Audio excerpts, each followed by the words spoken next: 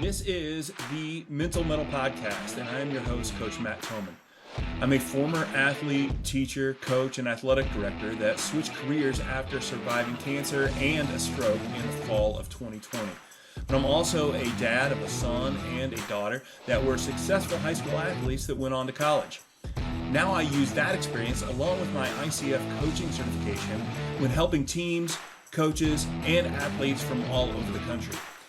Each week, I will pose a specific question that will help coaches of all types better understand mental toughness. In the Mental Metal Podcast, coaches will learn to help their athletes overcome adversity without being the adversity they need to overcome.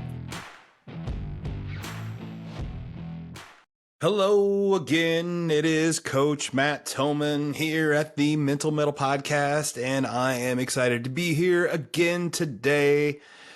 Coming to you, not live, but coming to you from my office in Middle Tennessee, where I live now. And I've got just some thank yous in order. Again, the same thing I always do. I would just want to thank everybody for listening and for sharing. It really does mean a lot to me when I see likes, shares, follows, all those things. If you are a fan of what I'm doing, if you are a listener, if you are, appreciating the message I'm trying to get out, which is all to help kids and help coaches, help other kids and just help them with the mental side of stuff and help them that mental health idea as through athletics. If you are in favor of that, man, it would just do me a lot of good if you would just share, follow, all these things. It means a lot to me to see those whenever I put a post out there and I see them shared, followed, all those things, and I'm getting new people come in and listening. It means a lot to me, and it's hey, it's the least you can do. If I'm out here putting this podcast together and putting this information, you're listening and you like what I'm having to say and what my guests have to say, then just put it out there and help me out. Another thank you I did just finish is a couple weeks ago. I had put on my Facebook page and some social media, I had looked for sponsors for a jiu-jitsu tournament I was in lately, and I had several people give me donations for Tap Cancer Out. I got my shirt here. It's an organization that does jiu-jitsu tournaments and does it for cancer research. So it's nonprofit. And I think I was able to raise close to $700, which is good as a former, as a cancer survivor. I know, and in a family that my dad has beat cancer 3 times. And I know that it's a lot on families and it's a lot on the science community trying to do all these things. And it's great. So I'm here talking about how cancer is bad. And everybody knows that.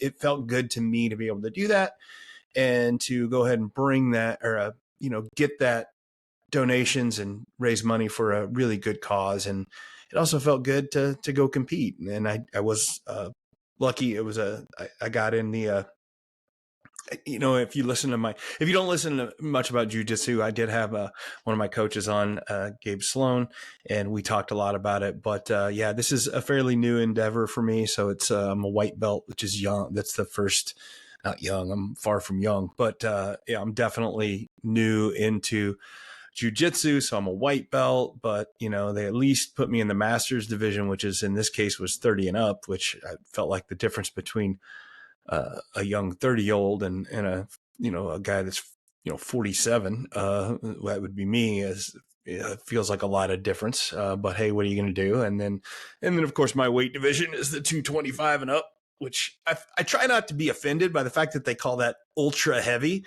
I feel like we could just call that heavyweight and then go down from there. But the fact that there's multiple levels of heavyweights and I'm on the ultra heavy, it's a little offensive, but hey, it is what it is.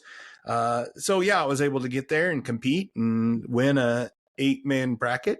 So that's fun. It's very nerve-wracking to do, as we talked about in that podcast, but thank you to everybody who has supported me and donated and just all of that. It feels it feels really good and, helps me out. It's such a fun thing to do for me able to do that. And honestly, I should show a gratitude for my wife for her letting me to do it and going and supporting. And yeah, so just thanks all around to everybody for that.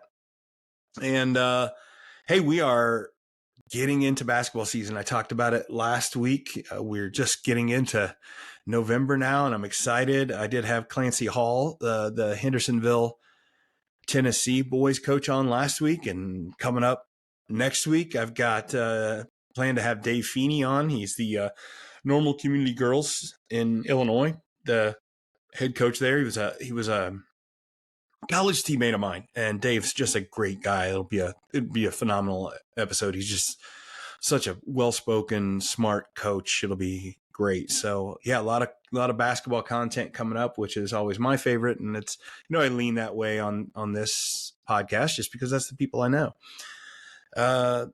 And I forgot to mention, this week I've got Jason Welch on. Jason Welch is the head boys basketball coach for the Bloomington Central Catholic Saints in Bloomington, Illinois. It's a parochial school. Jason's just a great guy. A couple and we'll talk about his style here in a minute in the interview. But I would just say that my ways of characterizing Jason, Coach Welch, is he is a very humble and very passionate individual. And when I say humble, you'll hear him in this interview talk about how he's far from perfect. And he kind of makes that as a caveat. Like, I don't think that we should ever expect somebody to be perfect, but he does it in a way that's unassuming to just bring out that, hey, I am doing my best and I have my reasons and what I'm trying to do, but I'm probably not going to do it right every time.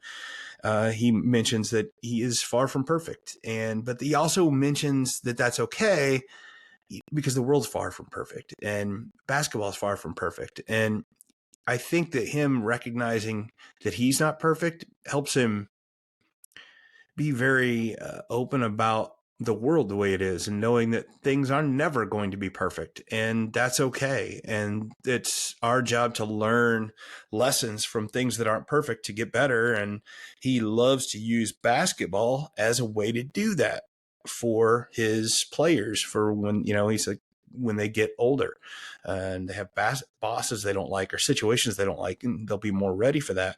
But he does more than just basketball. He's also he's a wellness teacher at the school, and he's a Christian, and he talks about both of those. And being at a parochial school, he's able to be a lot more open about his religion and his relationship with Jesus Christ.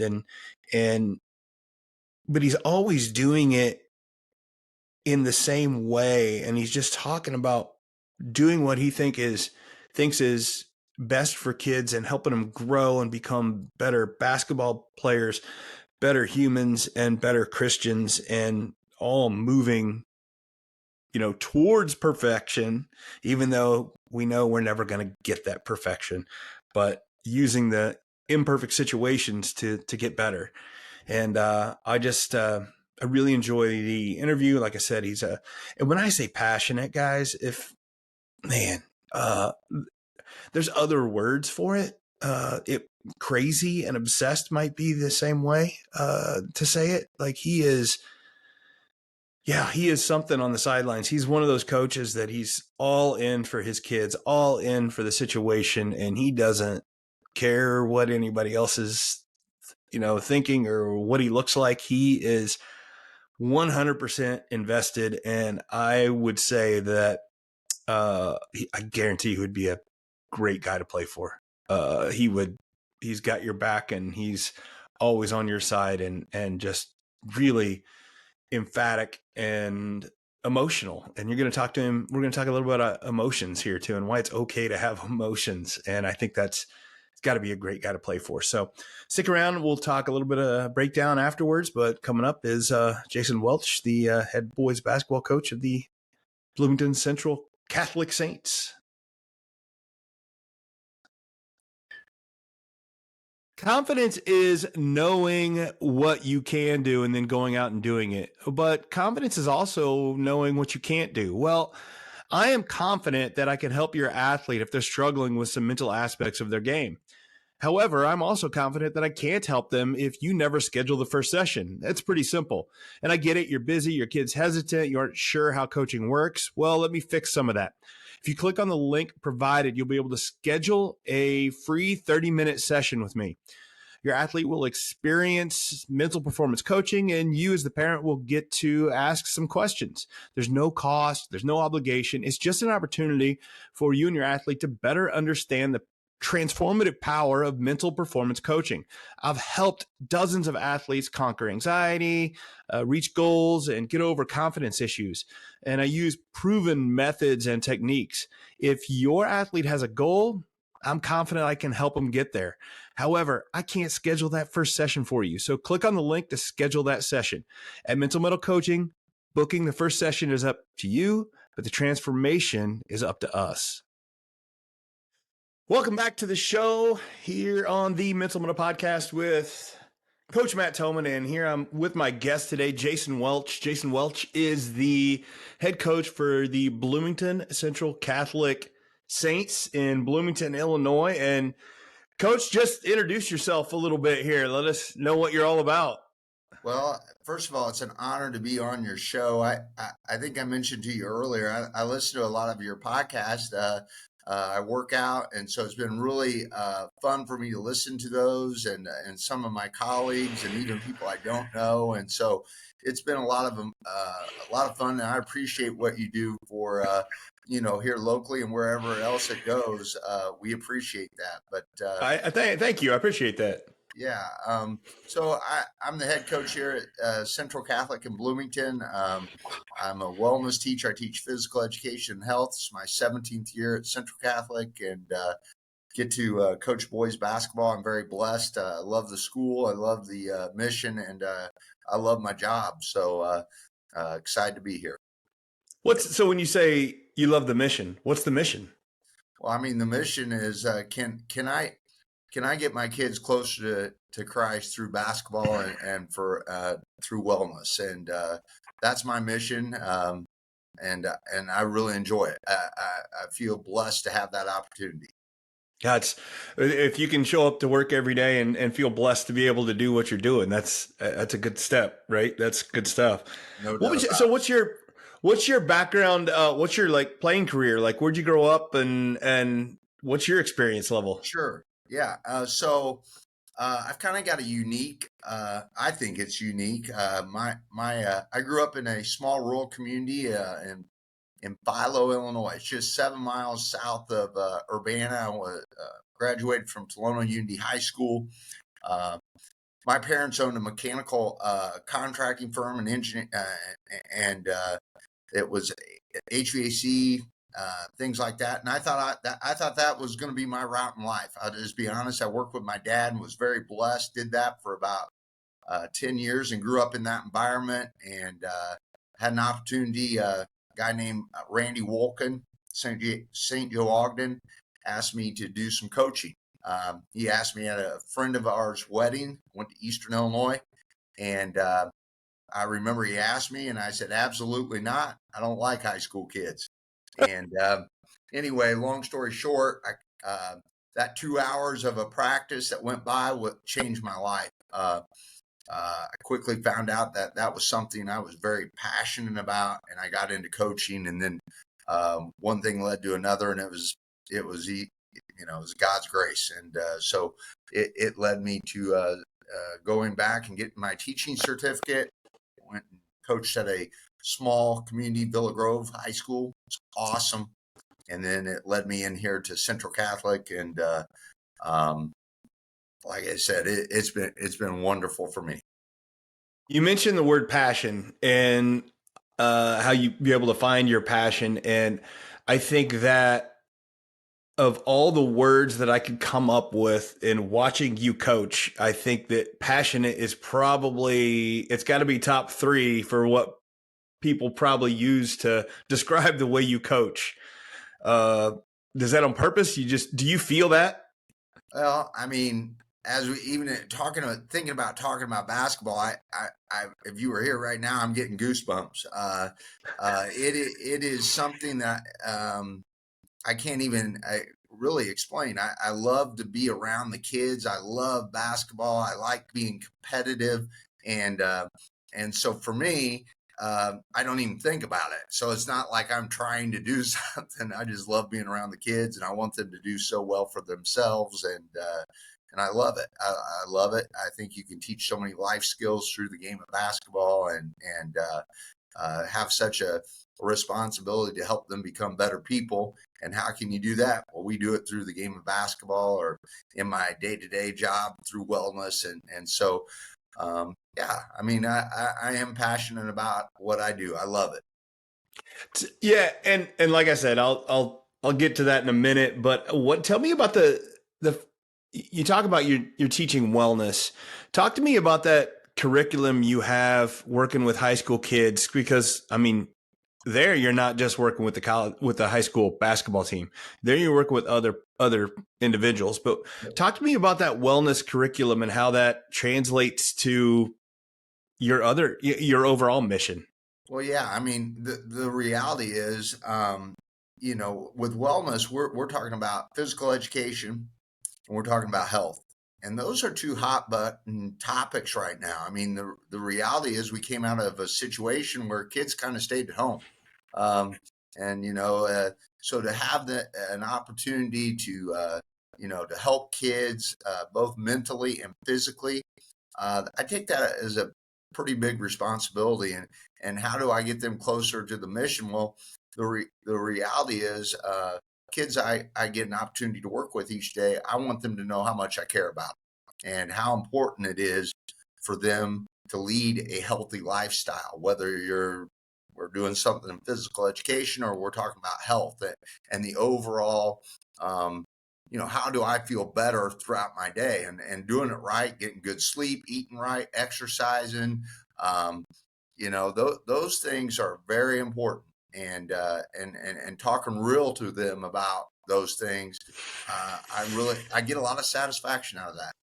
Yeah, and so you mentioned you mentioned indirectly there the whole pandemic and the kids being gone and then coming back. What sort of, as a wellness teacher, what sort of issues did you really start to notice as kids were gone for, I don't know, a year or whatever, and then came back? What do you start to notice, or what did you pick up on? Social impact. Mm. Kids have a hard time. And even if you take a pandemic out of it, the reality is, how do those kids communicate? Right now, kids communicate through their, like you and I are doing right now, on a computer, and that's good. Usually it's this. yeah, and then there's where I'm going next. They're communicating on the phone, and so being able to voice, how you feel, voice working with other people, face to face. I think that's kind of a lost art, and so I noticed that immediately. The communication piece. You and I, instead of, and you're right, this is good because we're actually talking. Right. Um, Yeah. they may be able to solve the world's problems and never say a word because they're texting, and I think there's something there, where we've got to get them back to being able to work in small groups. We got to get them to work individually with different types of people. And I noticed immediately when I got back, that was a little bit cumbersome for them, and so it changed a little bit how I would teach. I really did do a lot more small group activities. I did dive into, hey, making them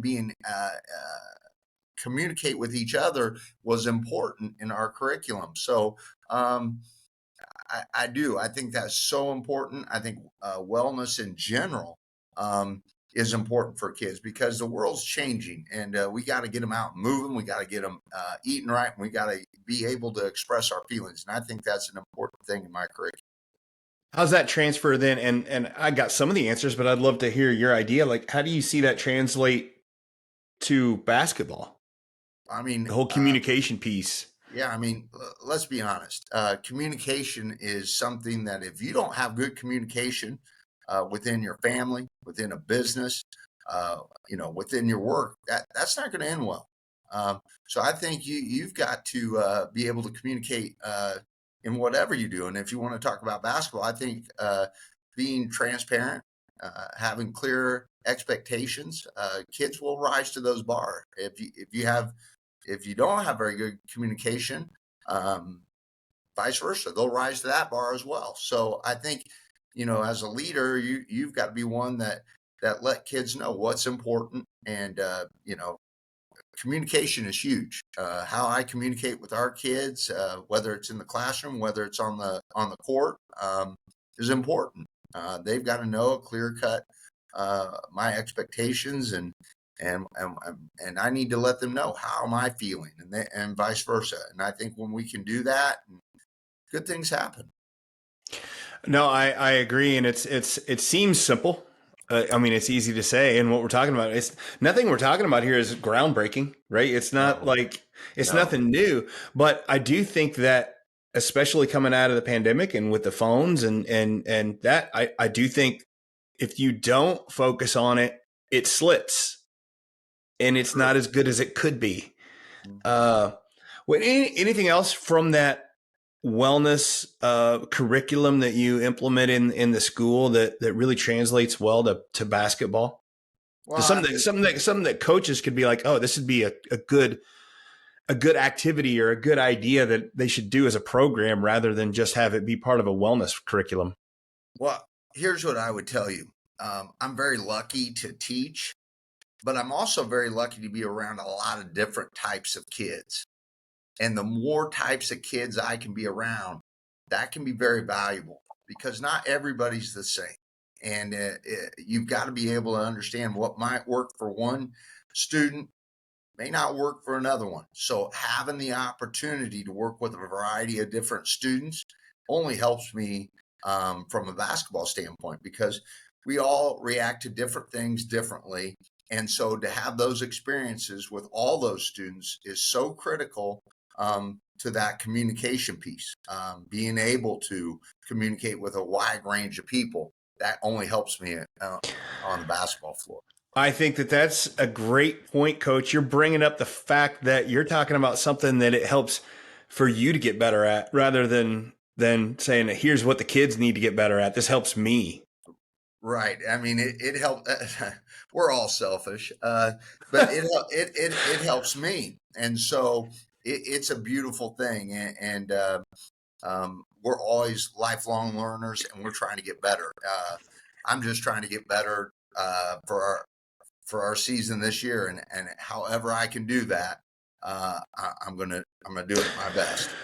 And I think what you said about talking about learning how to deal with different types of kids is so useful, because I do think it's an old school mentality of coaching to be like, oh, I'm going to take these kids and turn them into soldiers and they're going to fit into my system, and we're going to do it this way. And I don't know that works anymore, or doesn't work all that well. No, that is really not, you're going to get limited returns on that. That's the fact of the matter. That doesn't mean that we're not going to be tough. We're going to love tough, and that's how we do it. I think that there's certain number of non-negotiables that you have to have as a coach, but if one of those is saying your kids have to be a certain way all the time, I don't know. Yeah, that like we said, limited returns. You have non-negotiables. And there's no doubt about that. Our kids know what non-negotiables would be for us. And but at the end of the day, every kid's different. Every season's different. What I think it may be today, it probably won't be during season. And so you better be able to be resilient and be able to handle different situations and be flexible. Since you brought it up, what are your non-negotiables? I mean, they're easy. I mean, there's be on time, work hard, treat people the way you like to be treated. I mean, that's easy. Our number one rule in class: be nice. If you can be nice, things get real easy. It doesn't have to be hard. Does that be nice go for basketball as well? Well, I mean, at the end of the day, we're going to go out there and be as competitive as we possibly can and as tough as we possibly can. And we're going to be hopefully the old adage, class is hard to define, but easy to recognize, and be classy. Yeah, that's great. You're talking about competitiveness. Let's take a quick break, and I want to talk a little bit about some of your more successful teams and the competitiveness you've had and what you've pulled from those teams to try to always emulate. Educators and coaches, let's talk about professional development speakers for a moment. You know the drill. There's some good out there, but there's a lot of bad. I've been there and I've felt your frustration. And that's why I've got something different for you. Professional development that's actually engaging and genuinely useful. As a certified coach and a former educator, I understand the struggles our students and athletes face. The pandemic's impact is real, but so is the potential for positive change. Mental Metal Coaching has 2 presentations designed to help you tackle the social emotional challenges that schools are dealing with. First is for teachers of all ages and is called Live Your 100. This transformative journey draws from my own experiences overcoming hardship. This seminar equips you with the tools to assess mental states, conquer challenges, and infuse positivity into classrooms and to teams. Learn not to survive, but actually thrive. And the second presentation is specifically for coaches, those that tend to sit in the back and draw up plays during presentations. This presentation is called Forging Mental Metal in Athletes. It is not your typical PD. It's about actionable techniques. Empower your athletes to face adversity, develop growth mindsets, and break mental barriers that hold them back. I get it, the skepticism around PD is real, and that's why Mental Metal Coaching stands out. My presentations are rooted in real-world struggles, delivering strategies that you can apply right away. If it all sounds good, contact me, Coach Thomann, or send my information to your administration. Let them know that you want to see professional development that will actually make a difference.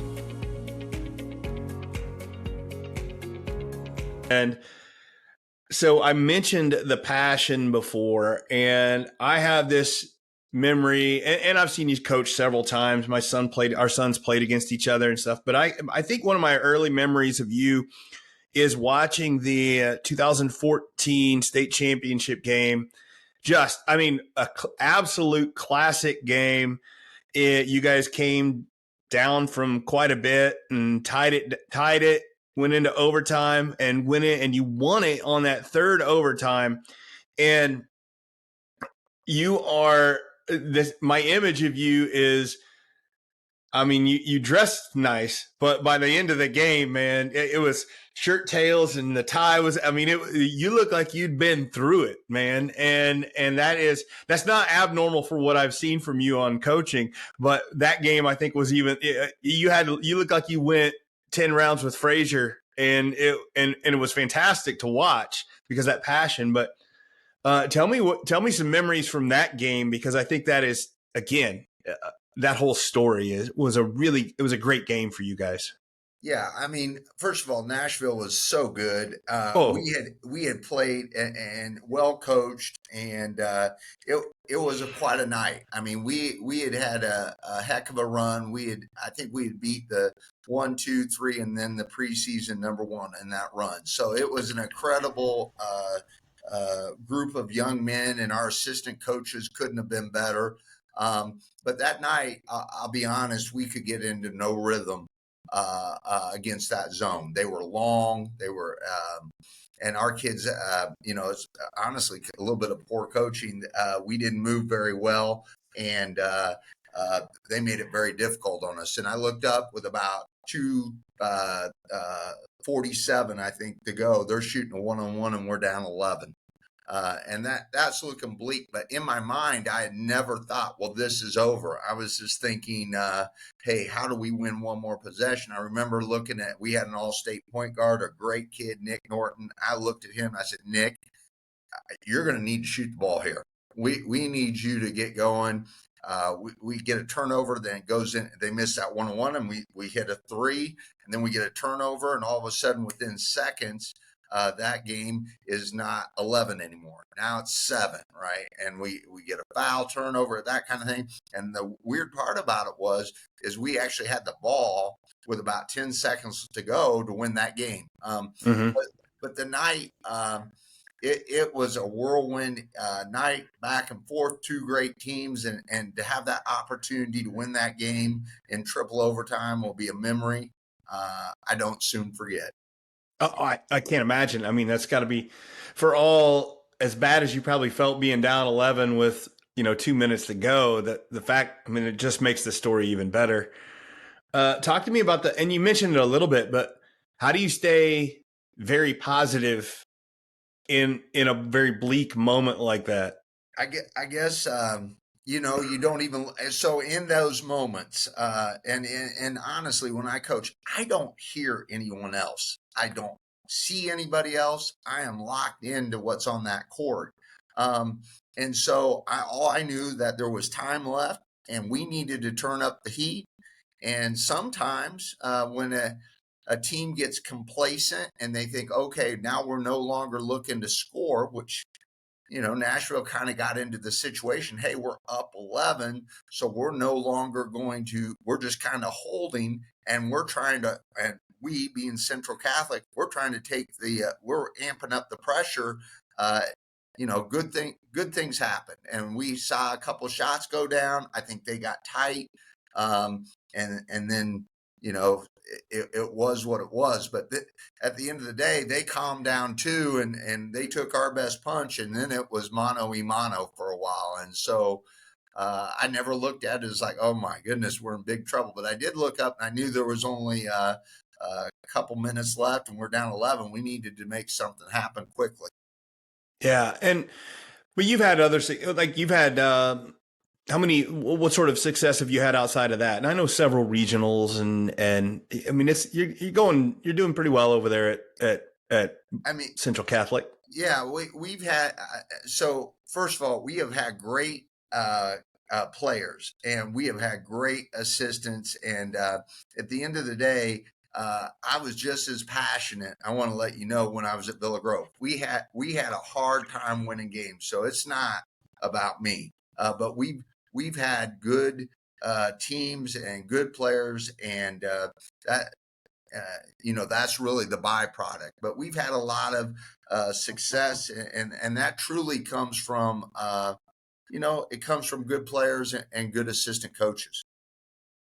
So how do you keep that?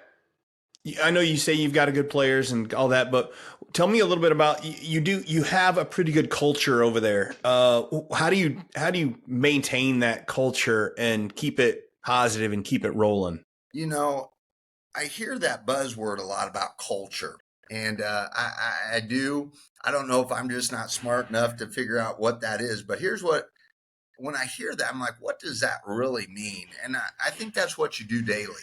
I'll be honest with you, the kids we're going to have come in this November, they don't know anything about 2014 or 2018. They Right. do know about 2023, but I mean, at the end of the day, culture is only what you allow happen with you today in the present.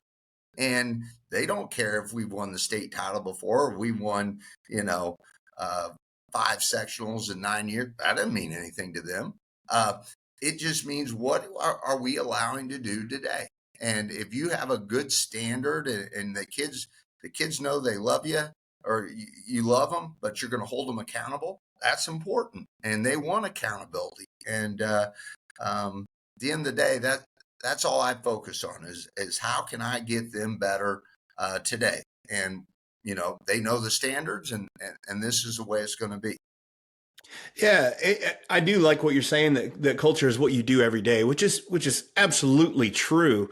Uh, but you probably don't give I can tell you're not giving yourself enough credit, because I think your passion and what you try to do every day is I mean, you're the leader, and it comes down from that. So like, how do you, I don't know, how Yeah. do you get up every day, and like, what are you trying to do every day that you hope rubs off onto your players? Well, I mean, I think whatever you do, you have to do it with passion and enthusiasm. So what you see on the sidelines. And again, I don't see it, but I come into my practices and I'm kind of the empty the bucket coach. And I mean, we're going to do that, except now I don't have to stay on the sideline. I can be everywhere in that gym. And we're pretty organized and we go at it real hard and sometimes to a fault. And I only want the best from them. So little things that I do is I have them write down their goals. And a lot of times kids have lofty goals. And when I don't feel like they're holding themselves to their goals, I do simple things like get a piece of paper out and write down those goals, because the ones that you wrote for me, we're we're not going to reach those goals with that sort of effort. So we need a different goal.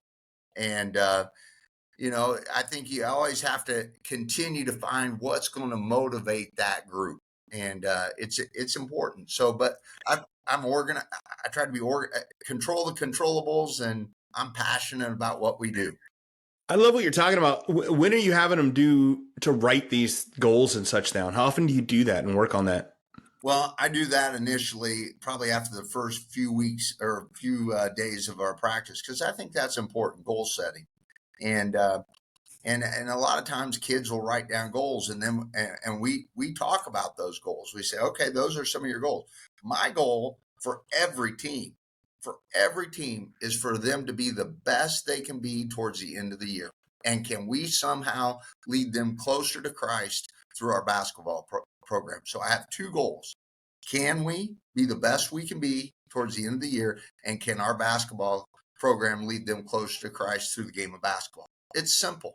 And that's all I try to do every day. Can I get them to do those things? I love those goals. Are fantastic. What I find sometimes is the idea of when you say I try to make this team be the best that they can be, right? And that's great.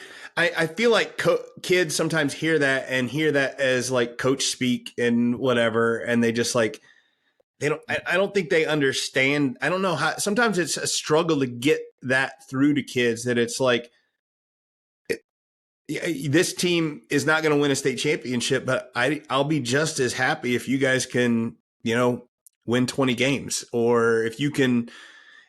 And I don't know, sometimes it's hard to get through to kids because they just, if we don't get a championship, a regional championship or something like that, then it must be a failure.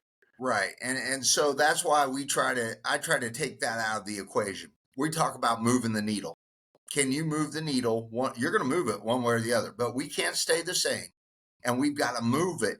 It can be just that much, a little bit, just subtly move. But we've got to move the needle each day. We've got to continue to progress, get better every day. And if we don't do that, then that's where, they're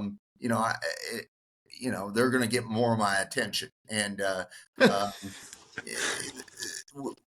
we think that's important. Can you move the needle and do it a little bit every day? I talk about winning and learning.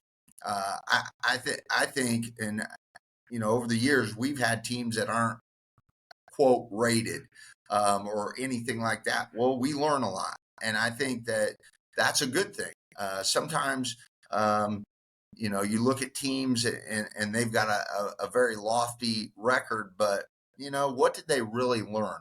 Kids sometimes need some reminders and some learning opportunities so that they can improve. And too many, and I understand why. They look at wins and losses. Sure. I want to play good people, and if that means that we're going to learn some more, then that's okay too. Because really, isn't that a lot about what life is? I mean, let's be honest. People don't want to get sick, but guess what? You're going to get sick. It happens. How you going to respond for that? You're going to go to your job, and your boss is not going to like some of the things you're doing, and they're going to give you some ways to correct it. And you may not like it, but you're going to have to keep going. You're going to have potentially a marriage or a family. Things aren't going to go well every day. So how do you handle that? So learning, some people call it losing. That's important, because that's honestly, that's kind of what life is. You learn a lot more than you win. That's it. Yeah. Well, you should. I absolutely. And I don't think that I think that adversity is something you need to train for and not run from and just be okay with. Coaches, empower your athletes to overcome adversity with the Mental Mettle Academy. Teach them to face and conquer hardship without adding extra pressure. Visit the link in the show notes and enter the code METTLE, that's METTLE, at checkout for a special listener discount. Confidence is knowing what you can do and then going out and doing it. But confidence is also knowing what you can't do. Well, I am confident that I can help your athlete if they're struggling with some mental aspects of their game. However, I'm also confident that I can't help them if you never schedule the first session. That's pretty simple. And I get it. You're busy. Your kid's hesitant. You aren't sure how coaching works. Well, let me fix some of that. If you click on the link provided, you'll be able to schedule a free 30-minute session with me. Your athlete will experience mental performance coaching, and you as the parent will get to ask some questions. There's no cost. There's no obligation. It's just an opportunity for you and your athlete to better understand the transformative power of mental performance coaching. I've helped dozens of athletes conquer anxiety, reach goals, and get over confidence issues. And I use proven methods and techniques. If your athlete has a goal, I'm confident I can help them get there. However, I can't schedule that first session for you. So click on the link to schedule that session. At Mental Mettle Coaching, booking the first session is up to you, but the transformation is up to us. You mentioned your goals every year, and one of them was to make this team the best that they can be. But then you also mentioned about how you want to lead them to Christ better through basketball. And I know that we've had a conversation. You've had, you listen to my podcast with Kramer Soderbergh of Millikan University, who your son plays for now. And you know how he felt about that. And I've had several guests that bring up their faith in Christ to be like their overreaching goal, and that helps them. And I'd love for you to speak on that a minute and how you can develop these, competent, very competitive athletes, but also do it in a Christ-like way, because it's not always that easy to do, but I think it can be done. Yeah, I mean, so right away, I'm gonna tell you, I'm in a more unique situation because I can openly pray with my kids. I can talk about Jesus Christ. I can tell my story with my kids, and I don't have any issue doing that because ultimately, I tell kids in my wellness class, when's the best time to plant a tree? And then they look at me like I've lost my mind. I'm like, well, that was 20 years ago. The next best time is today. And, the reality is, when's the best time to know Jesus Christ? Well, that was a long time ago. When's the next best time? Today. And I don't want to be I like that. Yeah. Yeah. And I don't want to be the first time I meet Jesus to be when I die. I'd like to have a relationship sooner rather than later. And I am so far from perfect. I tell people I'm a coin toss to heaven, probably. But I want kids to understand you can do it the right way. And when I talk about the right way, I think we get a false sense of what a competitor is. If I'm a little more godly and I want to, we represent the cross and Christ. That means somehow that maybe we're not as competitive. I would argue that we're more competitive. I'm very competitive. I tell our kids, they look at me like I've got three heads. I'm like, Jesus Christ is in a battle for your soul against the devil daily. He is very competitive. And so I get all fired up about it, and it gets me going that I want to compete at a very high level. And I do. I use those some of those analogies and with our kids. I want them to know there's a right way and a wrong way. We're going to compete hard on that floor, but I think it's very important how you act when it doesn't go your way. The scoreboard never dictates if I win or lose. Yeah, it does to the people outside of the community or within the community, but never with our kids. Did we give a great effort? Did we represent Christ the best we could by going out and working our tails off and doing it in Christ's name. And at the end of the day, the scoreboard may dictate one thing, but if we know we did it the right way, we worked our tail off, we handled some of that adversity in the right way, then I can lead them that direction.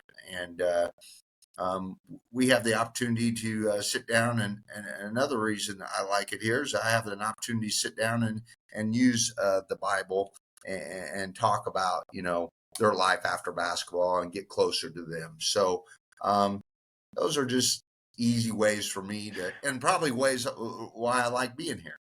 Yeah, well, it is. It is a big. It's a benefit that you have to be able to do that, and that's fantastic. But it's interesting that you say that when you're talking about you don't look at the scoreboard for the wins and losses, and I get it. And I think that we focus society and coaches, because we do it as well. We focus a lot on the wins and losses, and you're talking about my wins and losses are on how we competed and how we did things the right way. But, and correct me if I'm wrong here, but in my experience, the correlation when you do the things the right way and for the right reasons, I feel like you end up picking up actual wins a little bit easier. I mean, that's exactly right. I mean, at the end of the day, you are going to have such, relationship building and doing it the right way, knowing that you can be impactful to that student athlete far beyond the 4 years that you had with them in high school. Were you impactful? Are they a better husband? Are they a better worker? Are they a better person because they came through your program? And so I take that very serious. And if somehow, we can do that through the game of basketball and get them closer to Christ because we have those opportunities. I have a bunch of colleagues of mine, good friends. They don't have those. They don't have that. They have a little more restraint, and I don't. And so I think it's a responsibility I have to them, and I really appreciate it. I look forward to it, and because we're all going through struggles. I mean, we all have a mask on, right? I mean, it's not our COVID mask anymore. We have a mask on. I got you. And so that I take that responsibility serious. And hey, do I always? Sometimes I miss the mark, and I'm the first one to tell people I'm so far from perfect. My wife could tell you, and I stumble and struggle every day. And so I don't have it all figured out, but I do know that in that gym, that I feel at home, and I love it, and I love having that opportunity, and I like that responsibility. Yeah, and I think you talk about you're at a Catholic school there, so you're able to do that. But I don't think it's a given that every kid that comes to you is no. It means that they're like the perfect, Catholic student at all, right? No. Like that's no, that isn't the case. And hey, you know what? I'm imperfect too. And when I was a teenager, I tell our kids we had electricity and everything back then. But that wasn't something that was on my radar, right? My basketball coach was a wonderful mentor to me. He was a wonderful man and still part of my life. In my wedding, he was very impactful, and I know the impact a coach can have on a young man or on a student athlete. So it's very important that I mentor and model the right responses, especially in this day and age. I want to make sure they understand it's okay to show your feelings. It's okay to be frustrated. It's okay not to always come out on the right hand of the win column, right? There's many opportunities that can come from some of these other things. And sometimes, I'm going to let you know this, sometimes things going well don't always prepare you for life. The reality is most of the time in life, it's not going to go well. So how do you handle those things? And I would talk to a lot of coaches where maybe it isn't going as well, and then they're able to give a lot to their kids, and those coaches have a lot to a big responsibility and how they handle it. So I know that I've been on both ends of that spectrum. I've had teams that have been, if you looked at them and you thought, oh man, that was a great team because they won the state tournament or they trophied, but really some of the teams that didn't do those things, they actually got more out of our season because they had to go through some turbulent times, some times when there was a lot more learning, right? And so they get more out of it and they're more prepared when they leave our gym to maybe how life could be. I think it's a good point. I think that coaches in today's day and age walk that line between knowing that and being able to keep their job too. Right. Yes. That's a tough thing for coaches to deal with, is because, hey, I know that it's not all about wins and losses and I want them to develop stuff to get better, but I also have to have a certain number of wins if I need to keep my job. And that's a struggle sometimes. So it's a real balance, and it's very difficult. I know in my day and age right now, I'm less concerned about that, and so but I'm very cognitive to know that other coaches are not, because the reality is their situation may be different, their past could be different, and so how do they get the best out of their kids, but yet teach some life lessons there. For whatever reason, for me, I've been blessed and I've had some, our program has had some success, but at the end of the day, you truly got to be okay with you. And, if it doesn't go your way, you're going to try your best. But I want those kids to know that I was always after their best interest and trying to get them to be better young men. And if I could get them close to Christ, that would be the ultimate goal for me. But everyone's situation is a little different. I'm completely aware that we are in a competitive environment, and wins and learning opportunities certainly matter. Yeah, and I think if your goals are to move the needle, make them better, make them closer to Christ, make them better men. And if you start to do that, I think the wins are going to come in the win column as a result. And I think I really think that's the only good way to do it, but it is a slow way to do it. Sometimes it takes time. And we measure success not by what other people think. And sometimes that's hard to do, because the reality in different situations, maybe all that matters to those folks is wins and losses, and that those are hard parameters or hard situations to stay in. I agree. Yeah. So, Coach, tell you what, we're about out of time here, but I want to throw that last question at you. I always ask is what should I have asked that I didn't? What did we not talk about that we should have? Yeah. I was thinking about this because I've listened to your podcast. I'm like, what would I say to that? And one thing I would tell coaches just in general, you got to be comfortable being you. You can't be everybody. You got to be you. And what's important to you? I've heard this so many people say, can you sum up your offensive and your defensive goals in 3 or less words, or 4 or less words, right?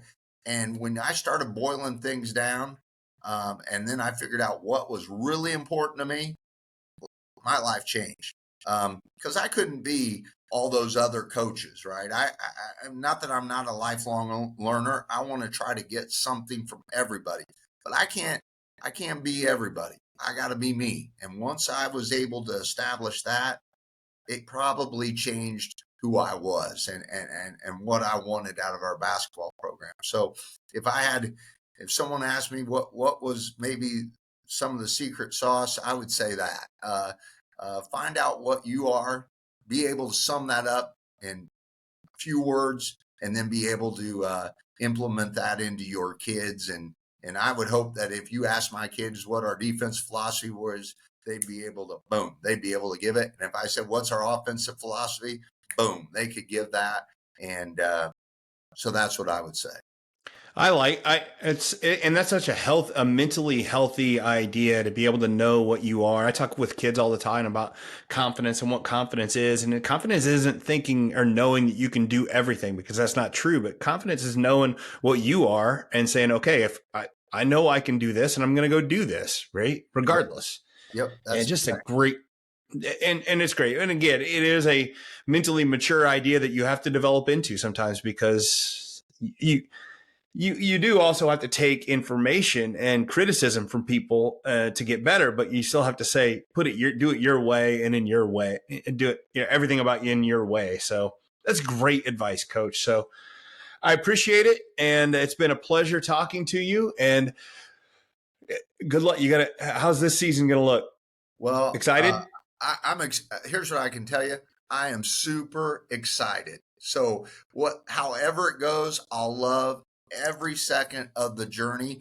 Like I said, I have great people around me, great kids. I love working with the other coaches in the area in terms of, we go head to head on Tuesday, Fridays, and Saturdays. So I know we'll have fun. I'm looking forward to it. So the Saints will be exciting, and I will be excited about coaching them. So Awesome. Awesome. Well, good luck to you this season. And thanks for being on the show. thank you, Matt. You bet. The Mental Metal Podcast is brought to you by our friends at Quick Cut. Quick Cut is the new alternative to Huddle. It's no secret why Quick Cut is the fastest growing platform in the country.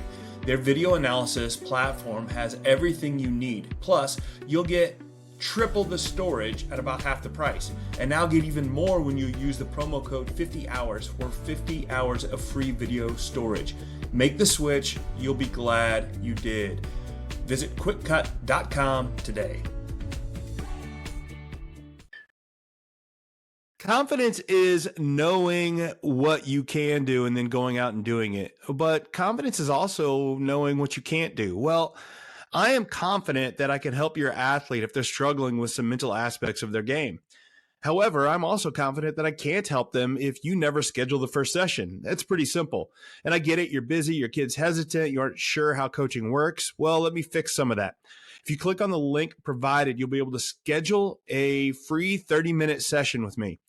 Your athlete will experience mental performance coaching, and you as the parent will get to ask some questions. There's no cost. There's no obligation. It's just an opportunity for you and your athlete to better understand the transformative power of mental performance coaching. I've helped dozens of athletes conquer anxiety, reach goals, and get over confidence issues. And I use proven methods and techniques. If your athlete has a goal, I'm confident I can help them get there. However, I can't schedule that first session for you. So click on the link to schedule that session. At Mental Metal Coaching, booking the first session is up to you, but the transformation is up to us. And welcome back to the Mental Metal Podcast. I told you he's a passionate guy, and you can see it. You can hear it in his voice. He's got that almost nervous energy anytime he's talking basketball, which is the only time I've ever seen him. So I've never seen him where he's not like that. He's just so excited to talk to you and so excited about the game of basketball and his faith, and just it's an intoxicating guy to be around. It's very it spreads. You get that, man. It feels good. It's good to be around him, and it's good to know that guys like him have stayed in the profession. He talked about how he almost didn't get in it, but he's got so much knowledge there. That's just a great guy to have on the podcast. Some of the things that I picked up on, he talked about kids being different and kids being unique, and I think that doesn't get said enough. I'm not sure I always bought that or believed that, but in coaching, all right, in mental coaching and life coaching and these things, we work with these things called assumptions, and assumptions get us in trouble in life. We don't like to, you don't want to, assume, but these assumptions are good things. And I assume, whenever I work with a client, I assume things about them that are good. Like, for instance, I will assume that somebody's naturally creative or resourceful or whole, or, assume that you and their growth are worth the time and effort we're going to put into things like that. And one of the things I always tell them is I'm going to assume that you are uniquely valuable. And I tell them, the clients, that because I know that every person on the planet is uniquely valuable. And I know that because we are all different in the sense, not just like our genetics, but we all have experienced different things in different ways in different times with different emotions, with different feelings. Nobody has gone through the same things as you.